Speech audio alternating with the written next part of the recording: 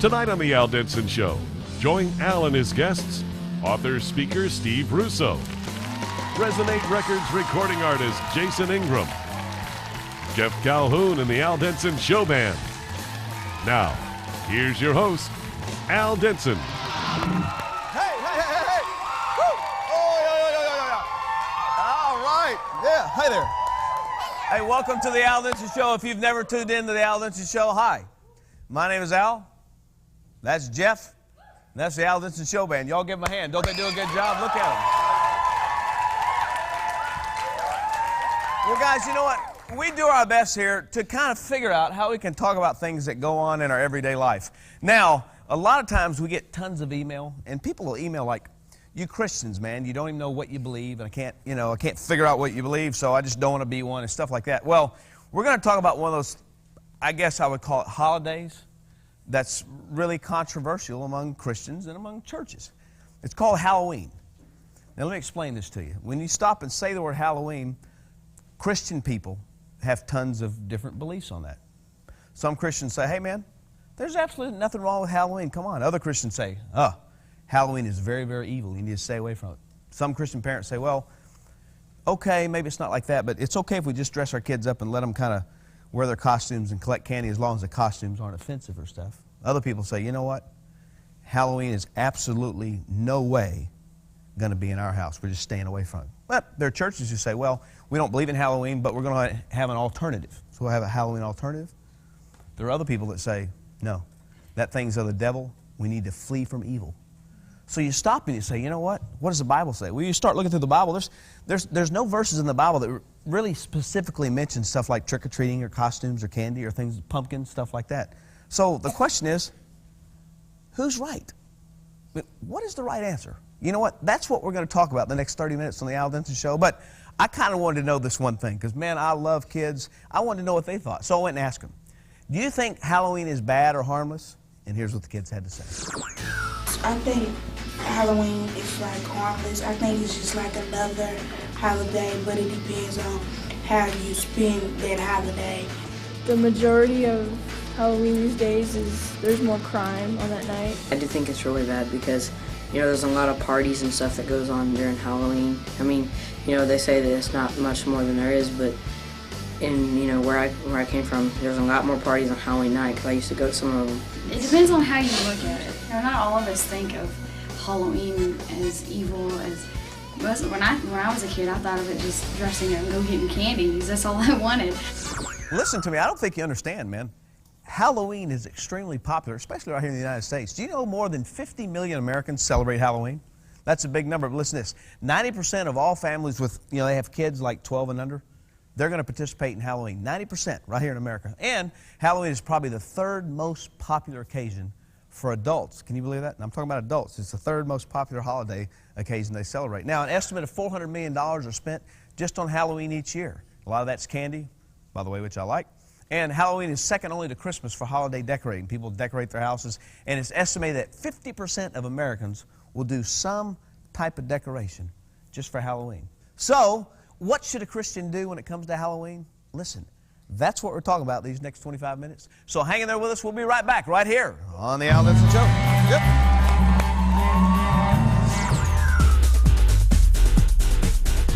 I think it's harmless for us to celebrate it as long as you celebrate it and you're glorifying God and not worshiping the devil or in a demonic way. It's only demonic if you think it's demonic. You can go out and have fun on Halloween if you're a Christian. It says in the Bible that we're supposed to set ourselves apart from the world, and how is participating in Halloween setting ourselves apart? We are supposed to be the light of the world, and that's a good night to be the light of the world because that's when the devil is out the most. The Christians need to be more, I don't know if you say aware or cautious. I think that it should just be something that we should not take part in because it is Satan's holiday. Welcome back to the Al Denson Show. We're sitting here talking about Halloween. I couldn't think of a way to do this much better than just getting some guys that I really trust and respect around me just to kind of talk through what really Halloween is about. I want to introduce you a guy. He wrote this book, Halloween, What's the Christian supposed to do? His name is Steve Russo. He goes into public schools. He's got a radio show with a focus on the family. He does all kinds of things. But when he's in public schools, one of his, I guess, tricks here, we'll call it since Halloween, one of his tricks or treats is, I mean, the guy's a phenomenal drummer, done tons of drumming in Hollywood and just different people you've heard of. And what I've done, even before we get started, I said, hey, it's Halloween. We got to do something kind of, some trick or something, you know. I've asked him just to play us a little bit. Steve, do me a favor. I'm glad you're over on the drums. Give us about, you know, a minute or so, a couple minutes to just make it happen. Go ahead. Just make the drums happen. You got it. Come on. Hit it.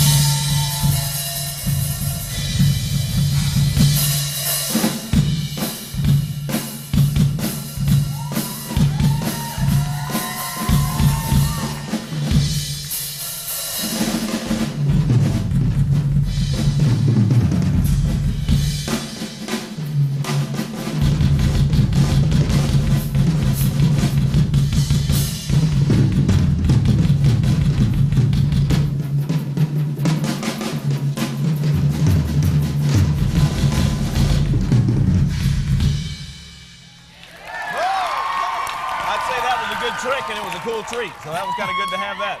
Not only do we have Steve on here, we have Charlie Sharp. Pastor Charlie Sharp sitting here to my left. He's an incredible guy. He has a recovery center in Northeast Missouri where he allows just tons of kids. In fact, it has grown so big now there's even a waiting list. But it's amazing that he can do that, pastor church, and he also heads and founded one of the greatest insurance companies in America, in my opinion, located in Kansas City, Missouri. You're going to love him. And then the all-famous, one of the most incredible guys in the world. That's why he's one of my greatest friends, Jeff Calhoun. He's awesome. And, you know, he's actually, if you look at him, get a good look at this face here. He's actually a lot smarter than he looks. So you're going to like this. And that is not a mask. That's his actual face. This is not trick or treat. That's the real thing. See that? It's got all that. So Jeff is just an awesome guy, too, and you're going to love it. But I got to start off by, Steve, asking you a question. Since you wrote this book about Halloween and what's a Christian supposed to do, I assume that you've researched Halloween, yes? Absolutely. Okay, well, tell me where Halloween came from. How did it come into existence? Let's go back to a connection with the Celtic community, the Druids, way back in history. November 1st was the end of the year for them. And they were celebrating the harvest season.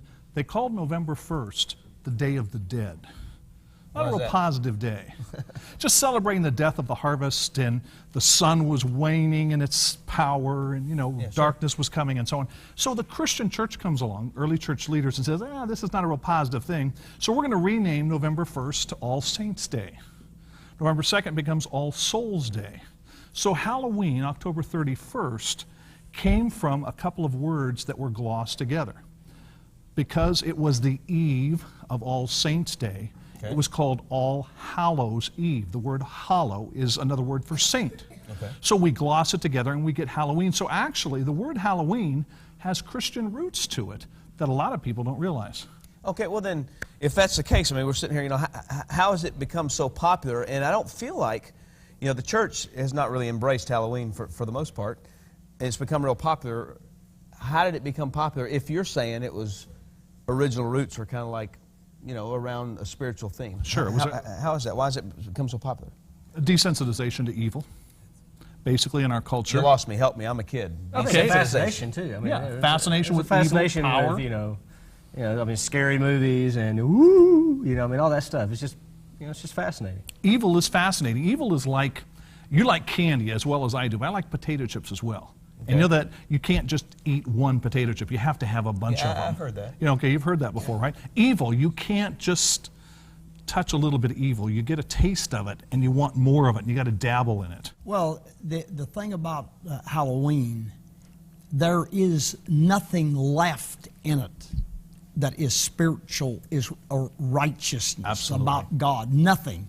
It might have had a tinge or a root of started with something that was right, but that was soon snuffed out. And now it truly is about witchcraft. It's about demonic things more than it is anything else. Well, you know, let me tell you what I like about you the most, Charlie Sharp. I like about you because you'll just flat out tell it like it is. You don't have any other agenda. You just tell it like it is. So I ask you a direct question, because people ask us this all the time, because they see us on TV all the time. They figure, you know, we've done a lot of research. We know the answers. Right. Here's the question. Is Satan behind Halloween? Is evil behind Halloween? There isn't any question about it. Absolutely. When you think of all of the things that happened, you name me in the last 25 years one good thing that's come out of Halloween. That they now find razor blades in candy. The people make candy to destroy people. Poison. They put poison in candy. There's many people die or are injured because of Halloween, because it has become a demonic thing. Yeah, there's more. From what I understand, anyway, there's more satanic ritual activity on Halloween night than there is at any other day of the year. So actually, not, Jeff. Oh, yeah, cool. No, that's and I hate to disagree with you, but that's really not the case. That's what this is about, man. That people want to say that, they want to believe that. I think some well-meaning Christians have said that, but in all of our research, and I spent some time with some federal officers who are part of a task force on Satanism and Satan worship and so on, and they refuted that. They said there is no more satanic activity, sacrifices, this kind of stuff on Halloween than there is other nights of the year. It's just more focused. There's more attention given to it because of Halloween. Okay, well, then answer the question that I asked Charlie. Is it evil? Absolutely. What it has come to represent today is evil. Yes. There's no question. Now, what the early church fathers tried to do in reorienting people's attention was a good thing. But as Charlie said, that's gone. That's history. We don't even realize, most Christians don't realize that on October 31st, 1517, Martin Luther began the Protestant Reformation. Well, that ought to give us a reason to celebrate October 31st. You lost me. You know? Help me out, dude. You used two big words. All right, Protestant Reformation. One of them, that was a huge change in the way Christians thought about God's Word and about their relationship with Christ. And Martin Luther tacked these 95 theses, they call them, but statements about how he really felt based on what the Bible taught Christians should live their life. So that started on October 31st, 1517. Okay. Well, that should give us a reason to celebrate. Okay, well then... You know, because it changed the way we worship, it changed our attitude towards our relationship with God, what Christ did on the cross. Sure. But we've buried that because we're so, in one sense, running in fear. Yes, Satan is behind what is going on in Halloween. Again, he seeks to kill, steal, and destroy. Sure. He's the father of lies, you know. And so we buy into these myths sometimes rather than looking at the truth and saying, wait a minute, I don't have to run and hide on this day. You know, my Bible says, greater is he that is in you than he that is in the world. Well, yeah, but parents, they write us all the time, and they're knowing that we do so much research before we put a show on television, and Jeff, they're trusting us that we're telling them what God's Word says. What do we tell to the kid who is watching today that's a Christian that has a faith in God, that really wants to live a godly life, or the parent who wants their kids to do what the Bible says? What do we tell them about how should their child participate in Halloween activities? Or what do we tell them? The first thing that I say as we as Christian people, anything that doesn't glorify God, we should stay away from. I mean, it's just that simple. And there's nothing. You know, we talk about the things that we do at Christmas, right, and we decorate and we have a tree, and there's some controversy about some of these things. Sure. But there's nothing really bad comes out of that. Santa Claus and this type of thing. There is nothing that I can see as bad. Easter, there's controversy about some of the thing, but Halloween, there is nothing that glorifies God that I can find in anything, and our brother here knows much more about that than me, but I see nothing that is uplifting to the kingdom of God in Halloween. So should parents just turn the lights out at their house and not put, you know, I mean, like, just answer the door when the don't answer the door when people come. No, you know, no. I mean, what do they do? I'm gonna ask you. What do they do? All right. Well, you know what, Charlie, put your head out here. I'm gonna chop it off. No, you know what? I agree with what you're saying, and let me take it a step further. Halloween doesn't represent anything redeeming, but it represents a scream for help. So many people, you know, adults, you said earlier in the show, Al, that it's one of the top 3 occasions for adults to go out and party. Why? People are screaming for help. They know that there's got to be something bigger and greater than they are. There's something supernatural, that there's got to be answers there. They're screaming out. So I think we as Christians have a phenomenal opportunity on Halloween not to celebrate what it's come to represent. That would be wrong biblically. It would not honor or glorify God. But we have, I believe, a responsibility to rescue these spiritual hostages. 2 Timothy 2:26 says, those without Christ are being held as captives to do the will of the enemy. Yeah. So we've got these spiritual captives who are out here partying, doing costumes, or anything else. Well, this is not the time to retreat. This is a time for Christians to stand up and turn on our lights and say, we've got the answer. His name is Jesus. So when the churches do like alternatives and stuff like that, you're saying that's a good idea? If they are presenting the gospel. Now, if they're just having a party to have a party's sake, I don't agree with Well, that. I think, you know, kids come around to homes, everyone's home. I think we ought to turn the lights on, and I think we ought to answer the door. And maybe give them something, but give them a tract, or just tell them about Jesus. As long as we give them good candy, though, too. Oh, yeah, absolutely. Charlie, I mean, really, because I'm a candy lover, and I know if I was a kid going and I got this piece of paper, I'd say, but if I got the best candy from that house with a tract. Yeah. Do you have any recommendations? Tell them about Jesus. Tell them about Jesus. Candy apple with a scripture in the center. Absolutely. Well, what about having a little table maybe outside your home as parents are coming up? You've got hot coffee and cider and chocolate for the parents. You've got some, make your home a lighthouse in this neighborhood. What about going, I hear a lot of parents say, well, I don't want my kids trick-or-treating. What about doing reverse door-to-door evangelism? Having your kids go door to door and give people a tract about who Christ is. They don't have to dress up like devils or demons or anything. Yeah. But it's a chance for us to rescue spiritual hostages. Coach, you stay there because we're going to take a break just for a second because I want you to meet this musical artist. He's a great guy. He's an up-and-comer. His name is Jason Ingram, but man, he's got some great music. You're going to love it. And then right after that, we're going to put a wrapping on all this thing. So don't go away. We'll be right back right here.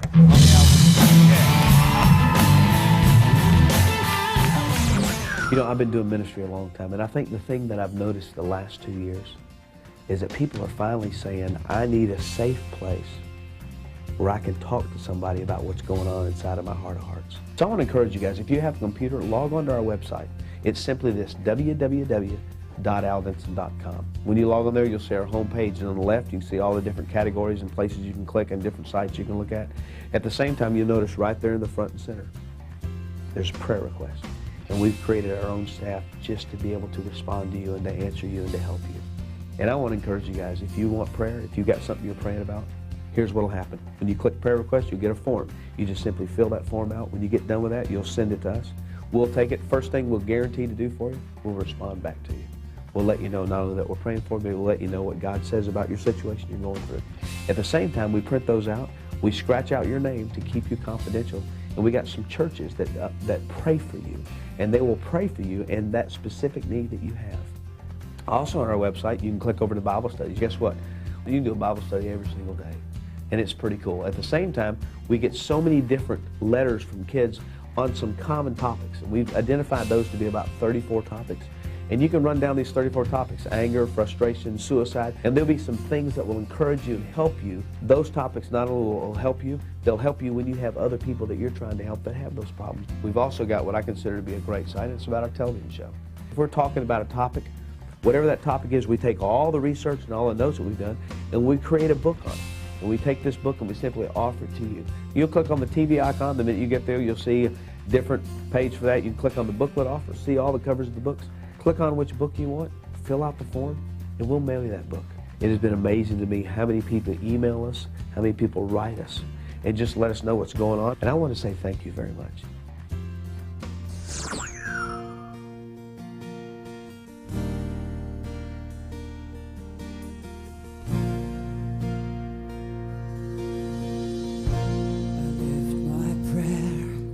To a God who waits to hear each groan that I call out in His name. Standing here in silence, I wait for you to speak, for your whisper heals me with one word. Restore me, and I would have no way but yours, my Lord. Restore me, and like the eagle spreads its wings and soars, I will lift my faith as high to God. His love is pure.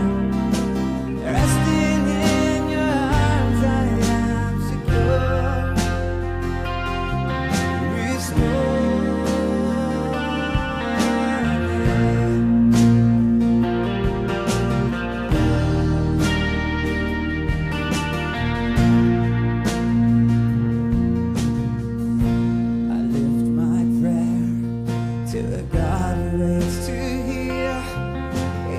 throne that I call out in his name.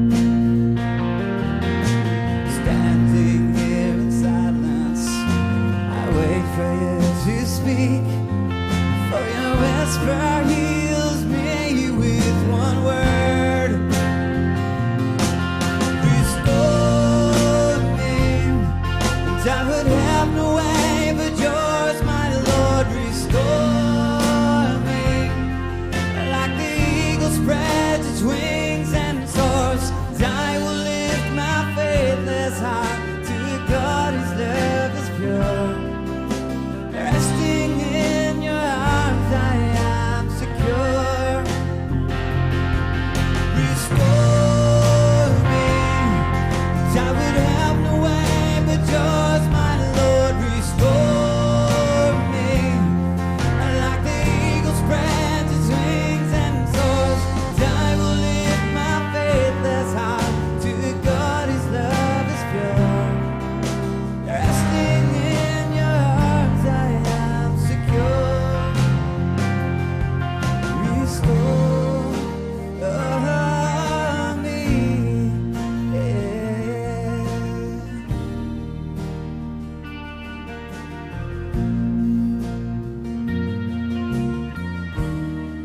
You bring me life, you bring me peace. You lift me high on eagle's wings. You bring me life, you bring me peace. You lift me high on eagle's wings. You bring me life.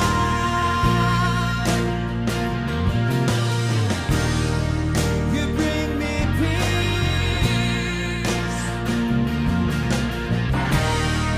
You bring me life.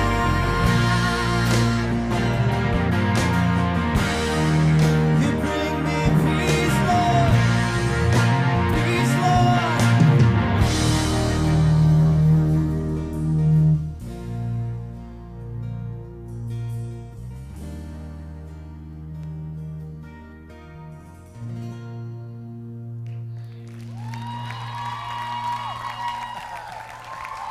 Woo! Yeah. Jason Ingram, man. Tell you what, you know, we love having great music on the Al Denson Show, but it's really cool when you get somebody, you know, as fresh as you are. You're transplanted. See, I know your dad, so you're transplanted from California. That's right. And you're out here in Nashville. Yep. And how long have you been singing? Well, I was a worship leader. I went to Bible college and was a worship pastor for 2 years. Sure. And so I've been involved in music in the church since junior high is when I first started on a little keyboard in the youth worship team. And Sure. it's been a passion ever since. So.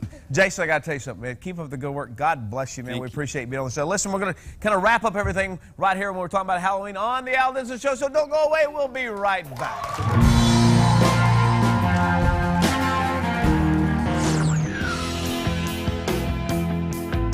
I think that Halloween is becoming more popular these days, considering the fact that I think we're closer to the end times and the devil's going to strike us as hard as he can, considering the fact that it's pretty much his holiday. I think it's like demonized stuff. The end times are coming, and so more evil is coming out, not just on Halloween, but throughout the days, throughout the centuries, and it's just growing more and more into the demonized spiritual realm. I think that it's becoming more popular as the time goes on, because the entertainment business promotes it so much, and it's just like you can go out and do anything that you want to. You know, as we bring this edition of the Al Denson Show to a close, I just want to kind of do my best to put a wrapper on what we're trying to say about Halloween. But before I do that, I want to thank Steve and Charlie and Jeff and you know, Jason Ingram for just doing a great job on the show. But I've asked Steve Russo just to stay with us for a second, because as we wrap this thing up, I want you to do this. I know that churches are probably still going to be all over the board on what to do with Halloween and things like that. But I figure, you know, especially from reading your book, you had about 5 questions, you know, based on God's principles that we could ask ourselves really before we participate in anything, but especially when we're asking the question, the truth about Halloween. So can you give us those 5 principles that we can maybe begin to think about? Sure. These are all based on biblical principles. So question number 1, when you're going to participate in something on Halloween, is what you're doing constructive? Is it beneficial for you? Secondly, are you doing things that honor and glorify God, that make Him look good? Third is, are you focusing on what's pure, on what's right, on what's positive? Fourth thing is, are you dabbling in darkness? Are you trying to see how close you can get to that fire of evil before you get burned? And fifthly, are you conscious of the spiritual battle that's taking place? The battle is real. It's a battle for our minds and our emotions with a very real enemy called the devil. Yeah, you know, when Jeff and I are in public schools, Jeff does this phenomenal job of kind of explaining that good and bad. He's telling a story about, he was growing up and he was basically going to rebel against his parents, and kind of talk back to his dad. And he tells a story about, he has one person on his shoulder going, "Don't do it, man, don't do it." And the other guy's going, "Do it, do it, come on. Make your day, go ahead." He's kind of doing that thing. And I don't think that 5th principle, I don't think we're really as aware today. We really aren't. Of good and evil, but it's kind of funny. If you'll just take a look at the news, you'll understand there is a battle going on between good and evil. And the Bible that I read says that Jesus wins in the end. That's right. Good wins. We're on the winning side, Al, which is so great. I mean, the battle's been won. We just need to hang in there. So what would you tell church people, Christians, especially the kids watching, what would you tell them? Bottom line, when it comes to Halloween, we should not celebrate what Halloween has come to represent in our culture, but we should participate in alternatives in ways in which we can tell others about our relationship with Christ and how Jesus has power to transform our lives. I'm sitting here kind of thinking there's no way in the world we could go through all the issues and answer all the questions in a 30-minute show. So we've come up with this book, The Truth About Halloween. It's a pretty thick book here, and I want you to do this. I want to give it to you. And here's how I'm going to give it to you. I'm not going to simply send it through your TV. As soon as they figure that out, I guarantee you we'll be doing it that way. But right now, you have to go to a computer.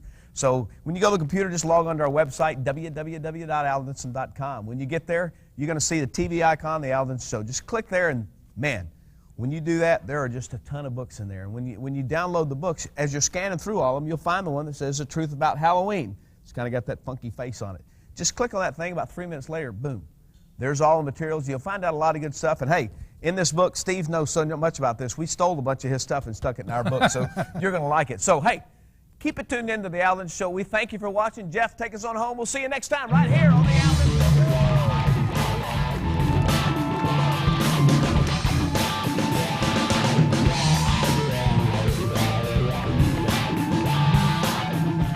We want to hear from you. Write us at The Al Denson Show, Box 220, Grapevine, Texas 76099.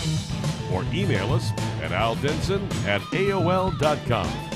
Thanks for watching, and be sure to tune in next time to The Al Denson Show. The Al Denson Show is an outreach of Celebration Ministries.